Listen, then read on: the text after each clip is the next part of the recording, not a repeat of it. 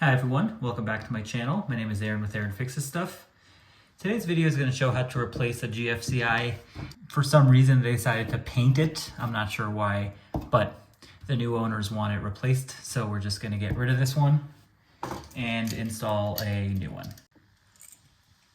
Alright, so the first thing, if you are installing a regular outlet, you can put your wires in either one of these. Same on the other side. It doesn't matter. In the case of a GFCI, it does. So if you look at the back of it, you see how the top of it says line. Down here it says load. I'll explain what those are in a second, and you need to install them in the right part. Take the old one out, make sure your power's off.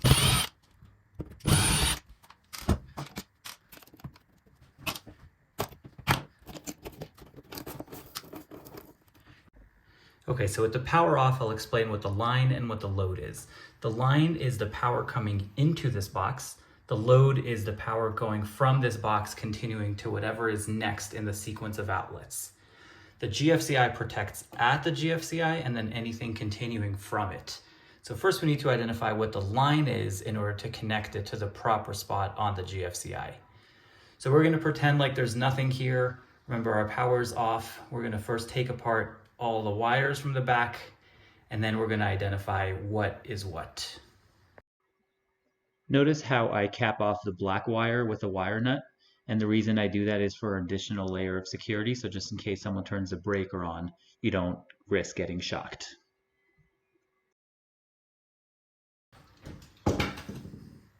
Alright, so here's what we have now. So we have two blacks, two whites, and a ground, excuse me. So now we're going to identify what's what. So remember, our power is still off. First, we're going to find what two wires go together.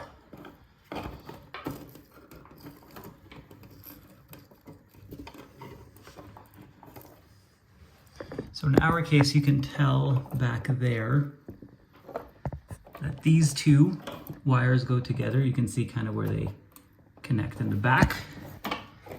And these two go together, and there's a shared ground. So now that we did that, what we're going to do is we're going to go turn the power on. We're going to use a non-contact meter to identify which one is the hot one. So in our case, that is our line. That's going to be our load. So line and then load.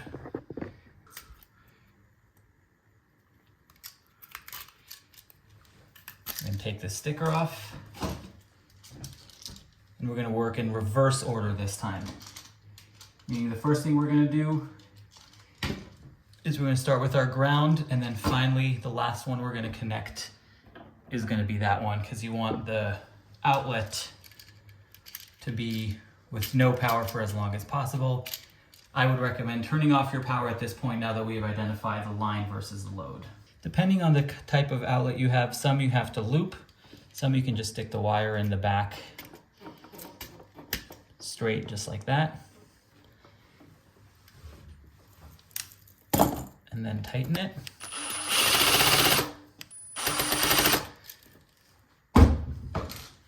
I always go back and hand tighten it just to make sure that we're tight enough. All right, so once again, load portion, line portion. These screws by default are going to be closed, so we're just going to open them.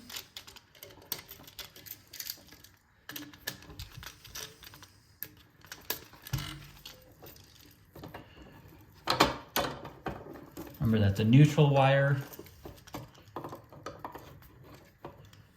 goes to the silver screw.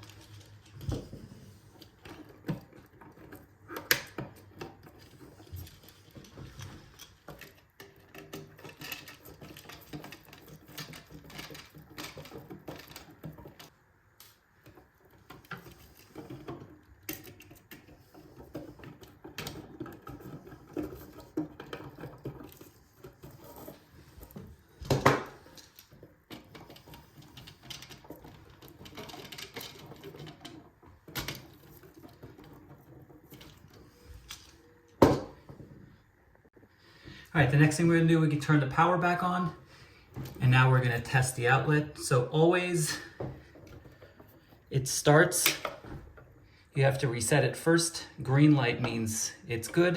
We're gonna test it. Trips, reset it again. Green light is good. Next, we're gonna put our outlets tester just to make sure. We want 2 orange lights, no red light. Just like that. And just like that. Finally, what we're gonna do is we're gonna wrap it up in electrical tape.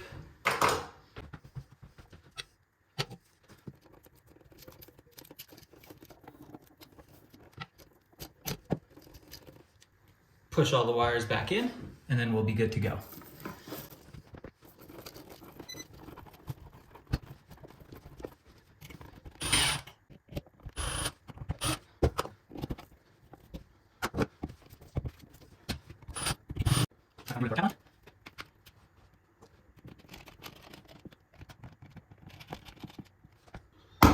Test it one last time. Trips. Reset it. Works. Try this one. The trips a GFCI. Reset it. And we are good to go.